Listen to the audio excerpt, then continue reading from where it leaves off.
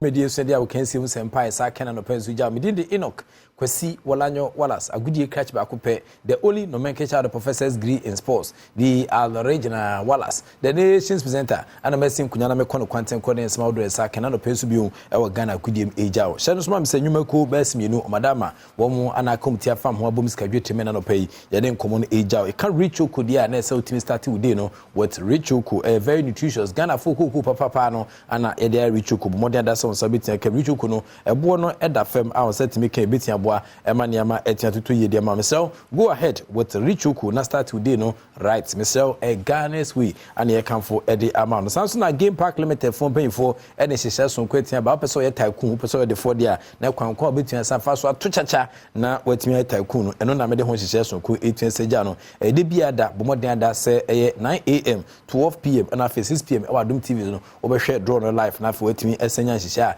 18 sa course with game park no ene ukita phone or tablet and as a computer na obetimi download game park games no or app store no so na after do ho watimi sa jime easy to play and then easy to win intimesel and ado ho agim chale yen play the game no ne make some mula e kamula dia na se cash ga kudi ne ka ho asem no nobody beats our odds e we Ghana ha no hwese ne ma esi ekoso a o play game park limited o mhyehyɛ so nkom dia ba ya boa ma onye sikati di ese sound sika dwete ho nsem mesel o modern da so do ho betua sa gym game park games no more mula more power game park no regulated by the National Lottery Authority na face so nye for sales for under 18 years uni mfiri no wotwa mfa won gym o play so no play responsibly we madama ana mo tachira boa mena no penso ye de nkomo no so atimi agyaw yen kwa homa no so ntempa so Patrick Osachman country band sungu e wo horum na fe yehwe sena niam ACL ko na fe mfa nhye so kono 18 samdom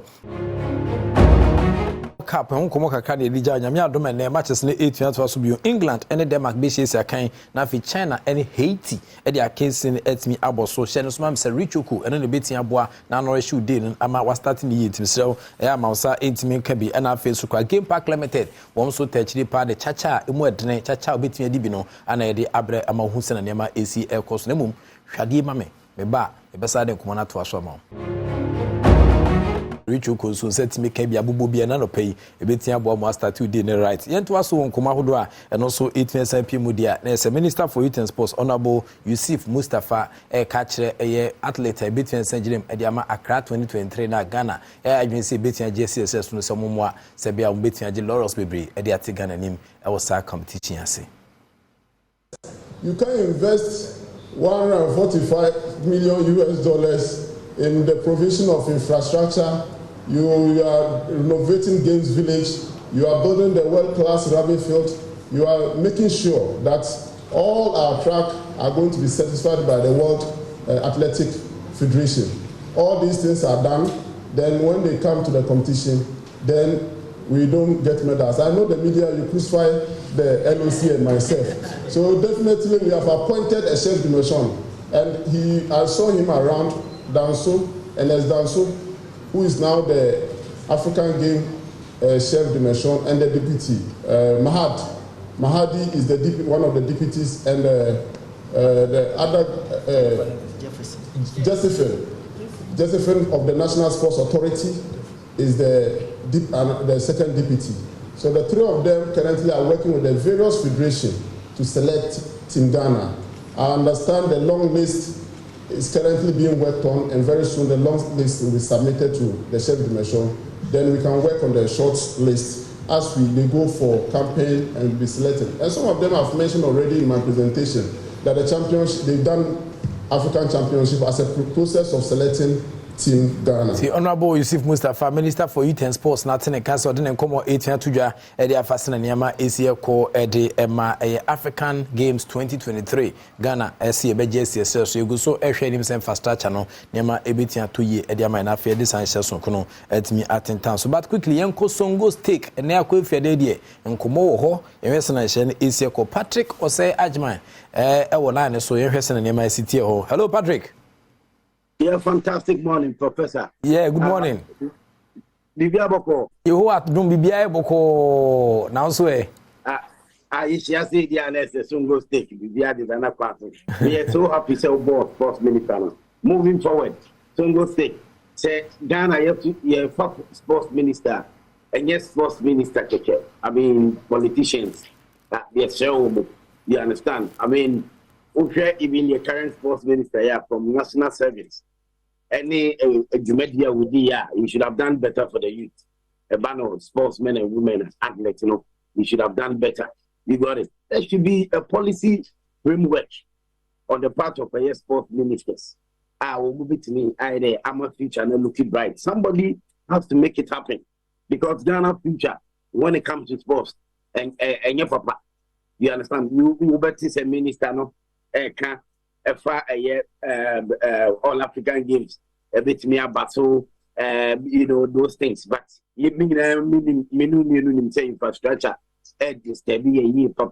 We need to make use of the money and make sure say your passport minister will be up here grown say and yes will be I mean one year grown say and I say wouldn't my grown because over current situation woman yes boss I say Ghana sports I mean out there no and ya competing and football go out and I mean athletics and other sporting disciplines you understand I mean currently and I'm sports minister about out to say or sports airport to that the vehicle came back or near Spanish Kappa or blasters. There are problems I mean he's not on top of issues and you need a sports minister and I think he done a big sports minister. I mean you're on top of issues because over sports budget now I mean it's kind of one football which is blasters. Blasters want to know their problems as sports minister who address here, also addressing here, or addressing blasters issues via also what say coach any so-called football people, yes, selection, interference. Yes, say I mean you come this is a fact and for blasters players promo your managers or manage which is conflict of interest. And so Okona Kubusa coach say, oh coach, Matisse Blasters Soprano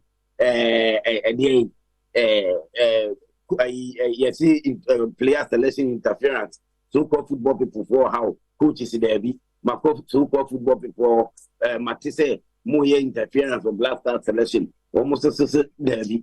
Why and I said what you to a Kubunipa, Uko Puntina or the catcher say, oh, I mean I'm Kumunipa. No, it's not possible. If it's a war, sports minister, no, a voice now, will be to me, I'm a team. More fine.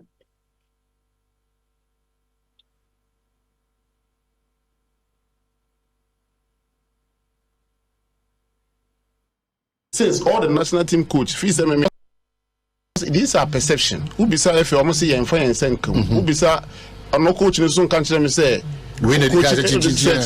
Coach Bias since all the national team coach fees MMA Baho Obian can't say the FA has ever asked them or interfere in their team selection. I've not been able to get any evidence say or any national team coach in young and country say the FA are putting pressure on them or interfering in their job. The chunk of sports seeker Ecopa. You should be on top of issues.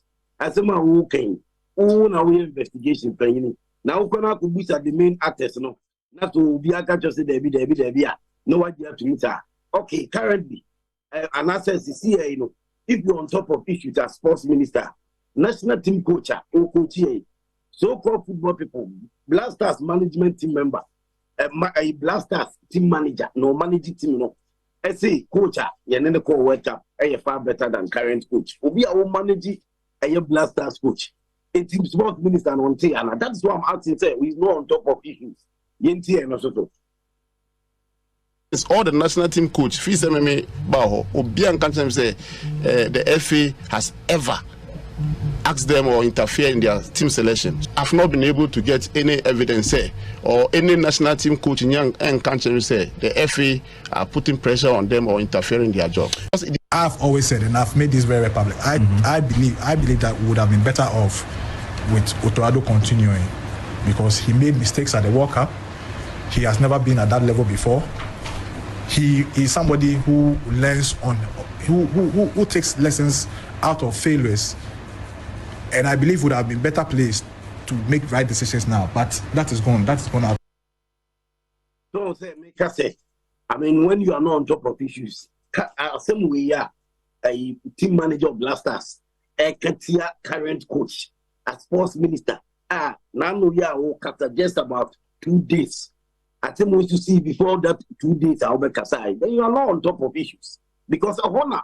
Sports is football, Blasters. You more budget for sports. Sikano do one Blasters. And when you are coming out, let us know you're on top of issues. I didn't wait Ghana for about. Nobody is able to say it. Because when you have a team manager who is going around talking, or you manage Blasters team, going around talking. Not say, or say, former coach, didn't call World Cup, yeah, meanwhile on Tonyard or Korea.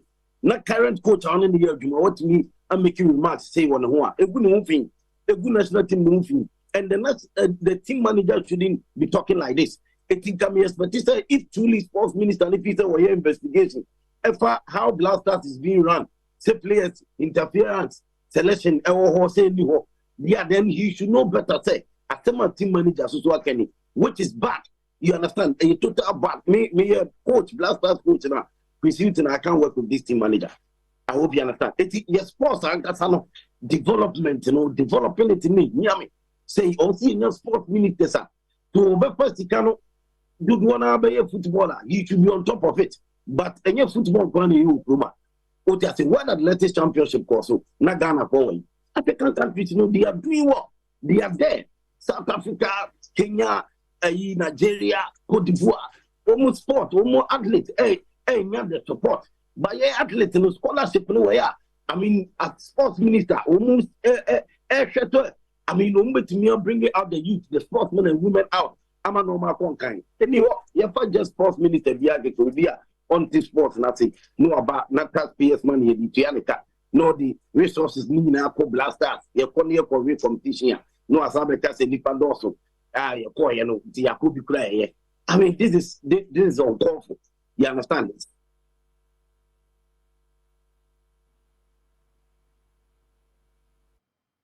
It's Patrick Osage, my countryman Sungu, and out in a castle. The Sungu stake 18 years by Yamia Dumene, Ewie, so Besat in a cow fire for fire, so then Kumaudo Akawachino 18 as Abrel. And we say meeting with the Chasko Kubani at some pontilla, and so they are proper China, Ferris and Yama AC Air Course, so then Kumoha Kraba, say a Utumfo, and share himself Kabia, so no Casado Hubajiko the Coninim, and for a pub pepper, or Bitia Boabo Juma, and Maniama Akuyi, Ediama Kumase, as San Tekotoko. Banana Betia. Team no on case on any team asa because yeah e bi na aduana ayi ne ye no da bia na ni wo ni team no wan ye ne sa bi kotoko no ye onkofo bi a omo de ne se omo destroy kotoko wo de obi aba kura omo destroy kotoko no eno na ekun kotoko no nti ji se na yeah because yeah anaso onkofo bi a neutral yes no omefa se kotoko no ebia nana bibi hia me ameba nana ho say ni say because okoye board ni ayi a na kotoko yeah kotoko nkwa na board any management na bia o mayaka oh what you say we be meeting we ma ndi adwen be na mbefa dia team no because of obi wa chiri na ye mpe we ye we ni e pe no we mpe we ye mfa sa anye team team one together. So we team na intina players kremu chicha unya quality o team. Sa nti kodoko no de me yes sure say ukofa board bia ba na say the same sa nkofo eni momo sa board no de da bia obi nso wo yeah obi nso wo ha no so ne de ne say destroy e wa share sa da bia ade the Charles, the terror Taylor, and Atenikano, former Kumasi Asante player, and or Chess and Nema Isia Kosun, and Nankasa to me about 30 minutes and another Mahine, Ebata, Ediana Stars on the beating of Bois, Emma Kodokotia Kuye, or say Kotokono, one together, Nesabaqua, Yasaka Boom, one together, Charles Bro Fidie, and Opay, and no, and Yedi, a try home, near Boma, Nema Etia. Imagine I will some days here, now Madawasiam, Monish, and Emotion, so I'm saying Game Park Limited, on the successful question about Peso de 4, over so a tycoon, with Patramon Fuziki, obese osesa osika dwetri ho nsem dia one game park limited omhyehyɛ so nkom dia bayi ana yede won komo akra 18 sejaw me pacho we Ghana's newest game ana yede eba everyday bia no live draw ewa Adom TV so 9 am 12 pm and after 6 pm ewa Adom TV so no obetimi edo ho agim na say de obetimi afa o phone no say na afi wa hwehwe akire kwan wada say ugita tablet nso obetimi afa o computer so obetimi afa na afi wa download na afi so game park no ewo app store no so na afi odo ho atimi asagim easy to play and afi san easy to win obetimi discover food as san osika dwete ho sem chale ye make a game no na afi ye make samula ewo san hyehyɛ so nkumu obie ni ho ane also no Ghana ha na e BT game park for the idea ba mesel ye ka game park dia na je say wo mo ese game park games no more mula more money na sika so and money patumi mesel wada regulated by the Gaming Commission Oba Pima of Ghana and National Lottery Authority for paying for ajatum and afi oni mu free nwotwe fa onjim afi oto so a e afa dwene kakra to sense game ni diwa wadwene betia bo mutim betia hyehyew ana afi oni ebetia punu so ye ka no na hye no so mam say Richoko maka chore da say ultimate start day right say wanya Richoko made from Ghana's finest kuku and ye na ewo energy wo ha ma na first renew vitality no na boa ema de na tia say bo modern da so sabetia ka bi etimi eboa ema niama 1822 ye de ma Richoko ebo ne da fam say kulem o ye shopping na de bia fra niama say bebetia saboa ema de no so etimi de Richoko mesel ya customize everyday nourishment na e de amount go ahead na enjoy Richoko na start today right a Ghanaian way and ye de ho dance e de amount so de hujima e betia boa ema niama etia kuku ye e de amount bidusia na mum madam for Kizito United States of America Kizito oye too much oye fantastic oye kokastic J2 bia obia fantastic baby and enkomo Kizito na fi Farida oye nurse nti also nurse first time I watch Adom TV ni also J2 bia obia Farida Haruna oye too much wati within the prof EK wala sagudi catch back open am of course evidence based presentation it me jaw Radin tinani ma onye okese nfe bi da so ni no mfa nko ba bi da so me so esu die sister Sandy be a guy nyame adoma mami and den komo ne yakan su kakra bi ne ne yakan su kra e won entertainment mu 18 san bene oni ohima Messi wa ha e be twintwan mesrew ka kire busuafo ne nafofo yere ma wo fasefo no nanam ukrum no mprafo ina so metrase no mo hwe e sister Sandy be a guy ene ohima Messi ne ha be de osema de me ho hwe nkofo a etaye a ya de ho ampa the act of being a good guest is to now to say goodbye.